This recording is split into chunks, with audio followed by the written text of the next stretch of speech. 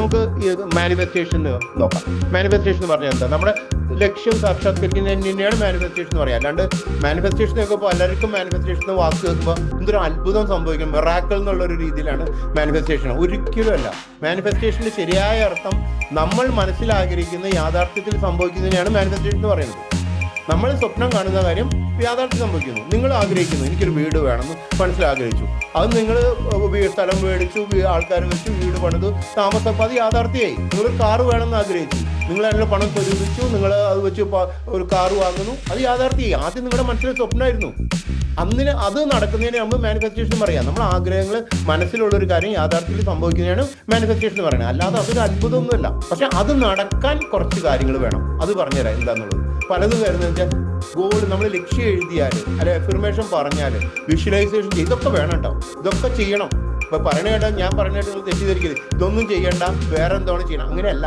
ഇത് മാത്രം ചെയ്താൽ പോരാന്നാണ് പറയുന്നത്.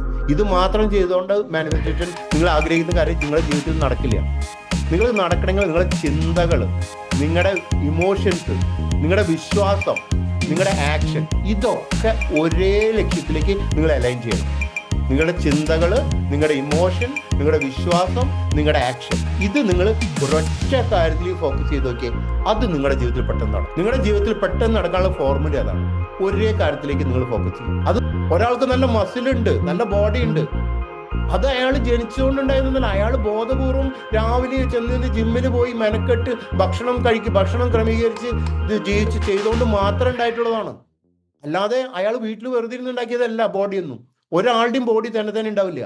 അധ്വാനിച്ചാൽ തന്നെ ഉണ്ടാവുള്ളൂ. അതിന്റെ മുകളിൽ അധ്വാനം കൊടുത്താൽ തന്നെ ഉണ്ടാവുള്ളൂ.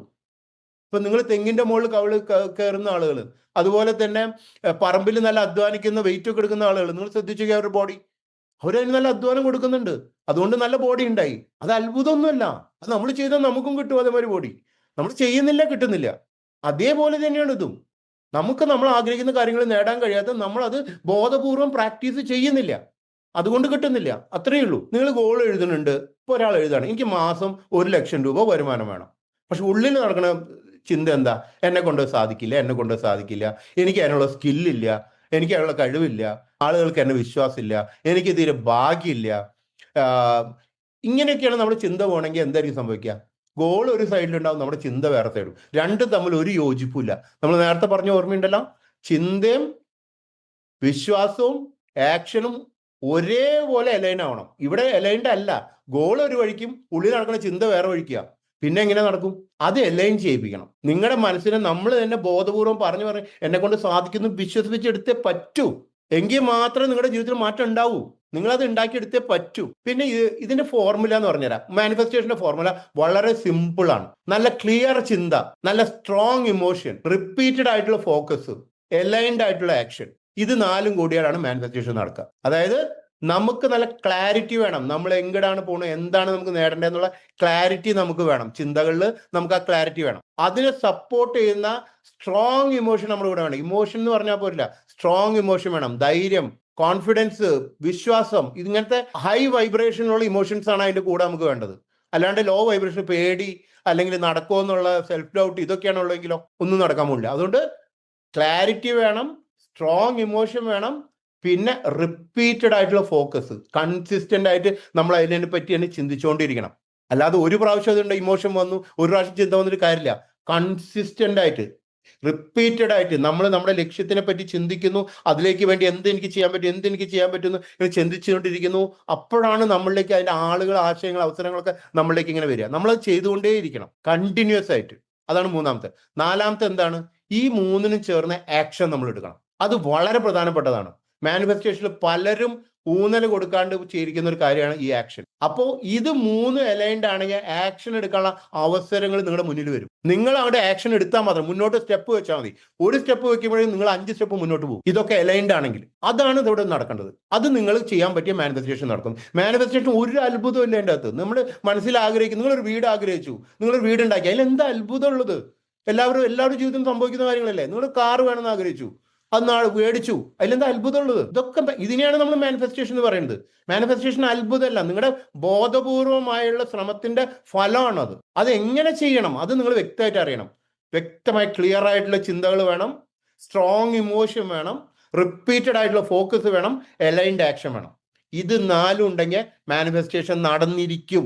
നല്ലോണം ഒരു കുട്ടി പരീക്ഷയ്ക്ക് പാസ്, എല്ലാം പഠിച്ചു, എല്ലാം റിവിഷൻ ചെയ്ത് പരീക്ഷ പോയി എഴുതി കഴിഞ്ഞാൽ ആ കുട്ടി പാസ്സാവും. പരീക്ഷ എഴുതുന്നതിന് മുമ്പ് നമുക്കറിയാം, ആ കുട്ടി പരീക്ഷ പോണതിന് മുമ്പ് നമുക്കറിയാം ആ കുട്ടി പാസ്സാവും, ഉറപ്പാണ് നമുക്ക്. ടീച്ചർമാർക്കറിയാം, ടീച്ചർമാർക്ക് ഈ കുട്ടി പാസ്സാവും, പരീക്ഷ എഴുതുന്ന മുമ്പ് ടീച്ചർമാർ പറയുമല്ലോ, ഇവൻ പാസ്സാവും, ഇവന്റെ കാര്യത്തിൽ എനിക്ക് പേടിയൊന്നുമില്ല പറയില്ലേ. അതെന്തുകൊണ്ടാ? ഈ കുട്ടി ചെയ്യേണ്ടെന്ന് അവർക്ക് നല്ല വിശ്വാസം, ചെയ്താൽ റിസൾട്ട് ഉണ്ടാവും. അത് അത്ഭുതമല്ല, നിങ്ങൾ ബോധപൂർവമായി ചെയ്യുന്ന ഇതിന്റെ റിസൾട്ട് മാത്രമാണ്. അത് നിങ്ങൾ മനസ്സിൽ ഉറപ്പിച്ചു വെക്കുക. നിങ്ങളുടെ കയ്യിലാണ് നിങ്ങളുടെ വിജയം കിടക്കുന്നത്. നിങ്ങൾ വിചാരിച്ചാൽ നിങ്ങൾക്ക് നിങ്ങളുടെ ജീവിതത്തിൽ നിങ്ങൾ ആഗ്രഹിക്കുന്നത് നേടാൻ പറ്റും. ക്ലിയർ ആയിട്ടുള്ള ചിന്ത, ആദ്യം പറഞ്ഞല്ലോ, നല്ല ക്ലിയർ ആയിട്ടുള്ള ക്ലാരിറ്റി വേണം. നമ്മൾക്ക് എന്ത് വേണം എന്നുള്ളതിനെ വ്യക്തമായിട്ടുള്ള ഒരു ധാരണ നമുക്ക് വേണം. എന്നിട്ട് അതിന് വേണ്ടുന്ന ഇമോഷൻസ് നമ്മൾ ഉണ്ടാക്കണം. പിന്നെ റിപ്പീറ്റഡ് ആയിട്ട് ഫോക്കസ്, അതാണ് നമ്മുടെ ഗോൾ. നമ്മൾ എഴുതാൻ പറയുന്നത് ഡെയിലി നമ്മൾ രാവിലെയും രാത്രിയൊക്കെ ഇമോഷനോട് കൂടി എഴുതുന്ന സമയത്ത് നമ്മൾ റിപ്പീറ്റഡ് ആയിട്ട് അതിനെ പറ്റിയാണ് ചിന്തിച്ചുകൊണ്ടിരിക്കുന്നത്, അതിലേക്കാണ് നമ്മുടെ ഫോക്കസ് പോകുന്നത്. അപ്പം നമ്മുടെ ജീവിതത്തിൻ്റെ പ്രയോറിറ്റി ആയിട്ട് വരും, മുൻഗണനയായിട്ട് വരും ഈ ഗോൾ എന്നുള്ളത്. അപ്പം നമ്മൾ എപ്പോഴും നമ്മുടെ ഗോൾ, നിങ്ങളൊന്ന് ആലോചിച്ച് നോക്കൂ, നാളെ രാവിലെ നിങ്ങൾ ഒരു ടൂറിന് പോവുകയാണെന്ന് വിചാരിക്കാം, അല്ല മറ്റന്നാൾ രാവിലെ നിങ്ങൾ ഒരു ടൂറിന് പോവാണ്. എന്നും സംഭവിക്കാത്ത ടൂർ എന്ന് പറഞ്ഞാൽ നമുക്ക് ഭയങ്കര എക്സൈറ്റ്മെന്റും ഭയങ്കര സന്തോഷമൊക്കെ നൽകുന്ന കാര്യമായിരിക്കും യാത്ര ചെയ്യാൻ. പലർക്കും, എല്ലാവർക്കും ഞാൻ പറയില്ല, പലർക്കും സന്തോഷമുള്ള കാര്യമാണ്. അങ്ങനെ ഒരു കാര്യം മറ്റന്നാൾ ഉണ്ടെങ്കിൽ നാളെ രാവിലെ ഒരു വൈകുന്നേരം ഇത് തന്നെയായിരിക്കും നിങ്ങളുടെ ചിന്ത ഉണ്ടാവുക. നാളെ രാവിലെ പോകണം, നാളെ രാവിലെ ഇത്ര മണിക്ക് കിടക്കണം, പോകണം. അവിടേക്കും വിളിക്കും മറ്റേ, എന്തായി നമ്മൾ എപ്പോഴാണ് പോകണേ, റെഡിയല്ലേ, നമ്മൾ റെഡി, ശരി, എല്ലാം റെഡിയല്ലേ, ഓക്കെ, അവിടേക്കും ശരി, എന്തൊക്കെയൊന്ന് മേടിക്കേണ്ട, എന്തെങ്കിലും സാധനങ്ങൾ പോകണേ, എന്തെങ്കിലും കുറവാണ്. ഇങ്ങനത്തെ ചിന്തയായിരിക്കും നിങ്ങളുടെ മനസ്സിൽ എപ്പോഴും ഉണ്ടാവും, അല്ലേ? നിങ്ങൾ ചിന്തിച്ച് നോക്കൂ. ഇങ്ങനത്തെ ഒരു പോയ ആൾക്കാർക്ക് അറിയാം. നിങ്ങൾ ചിന്തിച്ച് നോക്കൂ, നിങ്ങളുടെ മനസ്സിൽ അങ്ങനെയല്ലേ ചിന്ത ഉണ്ടായിട്ടുള്ളൂ പോണേൻ്റെ തലേന്ന്. ചിലപ്പോൾ രാത്രി ഉറക്കം പോലും കിട്ടിയിട്ടുണ്ടാവില്ല. ഫോണൊന്ന് അലാറം വെച്ചിട്ട് അലാറം അടിക്കുന്നതിന് മുമ്പ് തന്നെ നമ്മൾ എനിക്ക് കഴിഞ്ഞിട്ടുണ്ടാവും. പലരും ഉറങ്ങാറില്ല, ടൂറിനൊക്കെ പോകണ തലേന്ന് രാത്രി പലരും ഉറങ്ങാറ് പോലും ഇല്ല. അതെന്തുകൊണ്ടാണ് സംഭവിച്ചത്? ഇതേപോലെ നമ്മുടെ ഗോളിനെ പറ്റി ചിന്തിക്കുമ്പോൾ വരണം, നിങ്ങളുടെ ലക്ഷ്യത്തെ പറ്റി ചിന്തിക്കുമ്പോൾ ഇതേമാതിരി നിങ്ങളുടെ പ്രയോറിറ്റി, നിങ്ങളുടെ ഏറ്റവും മുൻഗണനയായിട്ട് വന്നാൽ പിന്നെ നിങ്ങളുടെ ജീവിതത്തിൽ നിങ്ങൾക്ക് അത് നേടിയെടുക്കാൻ പറ്റും. ആ ഇമോഷൻ വരുത്തണം നിങ്ങൾ. അത് ബോധപൂർവമായിട്ടുള്ള ശ്രമത്തിന്റെ ഭാഗമായിട്ടാണ്. ഞങ്ങൾ MM30 ബോധപൂർവം എല്ലാവർക്കും അതിനുള്ള കാര്യങ്ങൾ ചെയ്യുന്നുണ്ട്. അവരുടെ ഗോൾ കൊണ്ടാണ് അവരെ ഞങ്ങൾ മോട്ടിവേറ്റ് ചെയ്യണം, വേറെ ഒന്നും കൊണ്ടല്ല. അവരുടെ ലക്ഷ്യങ്ങൾ അവരെ കാണിച്ചു, അത് നേടിയാലുള്ള അനുഭവങ്ങൾ അവരെ അനുഭവിപ്പിച്ചിട്ടാണ് മോട്ടിവേറ്റ് ചെയ്യുന്നത്.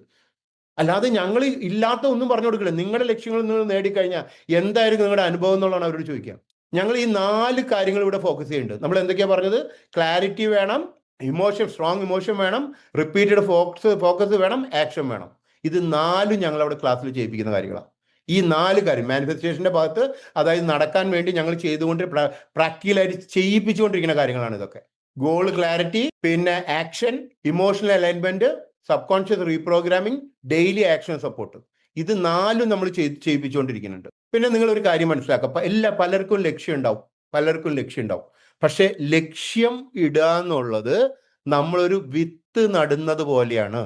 എന്ന് വെച്ചാൽ നമ്മളൊരു ലക്ഷ്യം തീരുമാനിച്ചു, എനിക്ക് ഇന്ന കാര്യം ഇത്ര നാൾക്കുള്ളിൽ ഇന്ന സാധിക്കണം എന്നൊരു ലക്ഷ്യം, ഒരു ഗോൾ നമ്മൾ സെറ്റ് ചെയ്തു. സെറ്റ് ചെയ്യാന്നുള്ളത് ഒരു വിത്ത് നടുന്നത് പോലെയാണ്. പക്ഷെ വിത്ത് നട്ടതുകൊണ്ട് മാത്രം അത് മുളയ്ക്കില്ല. അതിന് നമ്മൾ ദിവസവും വെള്ളം ഒഴിച്ചുകൊണ്ടിരിക്കണം. അതാണ് MM30 പ്രാക്ടീസ്. നമ്മൾ ക്ലാസ്സിൽ പ്രാക്ടീസ് ചെയ്യിപ്പിക്കുന്നത്. ദിവസവും നിങ്ങൾ അതിലേക്ക് വെള്ളം ഒഴിച്ചുകൊണ്ടിരിക്കണം, പ്രാക്ടീസ് ചെയ്തുകൊണ്ടിരിക്കണം. മനസ്സുകൊണ്ടും ശരീരം കൊണ്ടും അത് നിങ്ങൾ ലഭിച്ചതായിട്ട് നിങ്ങൾ മനസ്സിൽ വിഷ്വലൈസ് ചെയ്ത് മനസ്സിൽ സങ്കല്പിച്ച് മുന്നോട്ട് പോകണം. അപ്പോഴാണ് നിങ്ങളുടെ ജീവിതത്തിൽ, ഇത് നേരത്തെ പറഞ്ഞ ടൂറിന് പോകുമ്പോൾ അത് അന്നത്തെ ദിവസം മുഴുവൻ നിങ്ങൾ അതിനെപ്പറ്റി ചിന്തിക്കുന്ന പോലെ ഈ ലക്ഷ്യത്തിനെ പറ്റി നിങ്ങൾ എപ്പോഴും ചിന്തിച്ചുകൊണ്ടിരിക്കണം. അതിനുള്ള കാര്യങ്ങൾ നമ്മൾ ചെയ്തുകൊണ്ടിരിക്കണം. എന്നിട്ട് നമ്മൾ ദിവസവും ട്രെയിനിങ് ഒന്നും ചെയ്യില്ല. എന്നിട്ട് നമുക്ക് റിസൾട്ട് വേണം. നമുക്ക് ഗോൾ ഉണ്ട്, പക്ഷെ നമ്മൾ ഡെയിലി പ്രാക്ടീസ് ഒന്നുമില്ല, റിസൾട്ട് വേണം. അതെങ്ങനെയാണ് നടക്കുക? നിങ്ങളൊന്ന് ആലോചിച്ച് നോക്ക്. നിങ്ങൾക്ക് നല്ല ബോഡി വേണം.